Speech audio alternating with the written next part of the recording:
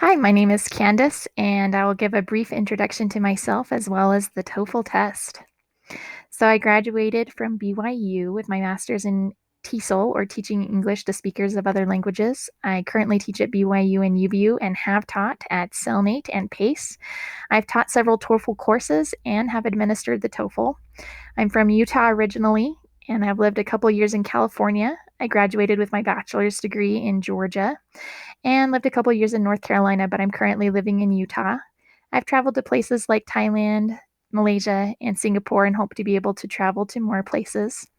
I enjoy playing basketball, training for mini triathlons, playing the piano and the flute, blogging, and of course, teaching. For the TOEFL test, here are some common questions that my students ask me. The first is, what does TOEFL stand for? And it's the test of English as a foreign language. And it's made by a company called ETS, or Educational Testing Services.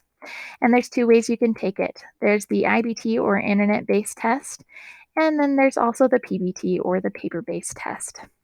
And it's more common to take the internet-based test. What are the TOEFL test sections? There are four: reading, listening, speaking, and writing. So how long does it take? About 4 hours, which is a long test. For the reading section, there's 3 to 4 passages with about 12 to 14 questions for each passage, and that takes about 60 to 80 minutes. For the listening section, there's about 6 listenings with 5 questions, and that takes about 60 to 90 minutes. There are 2 to 3 conversations you might listen to, and 4 to 6 academic lectures. And then my favorite part of the test, the 10-minute break. Here you can just kind of relax your brain for a minute before you begin the next section.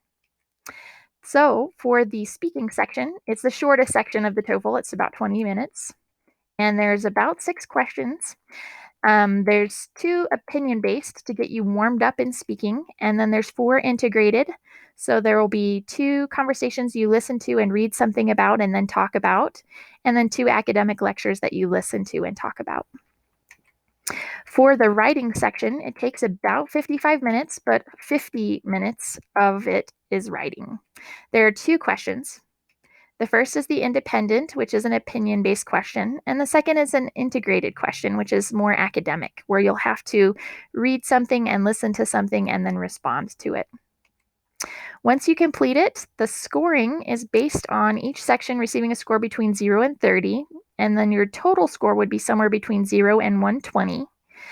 And just to give you an idea where that puts you, if you Google the top 10 universities in the US, they're pretty high on TOEFL scores. You need above 100.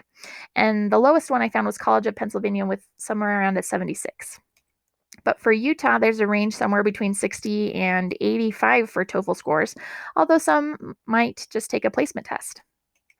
Some resources I would recommend include the official guide to the TOEFL test and the Delta's TOEFL IBT book, which I've taught from both. And there's also some online resources as well. Good luck while you're studying for the TOEFL test.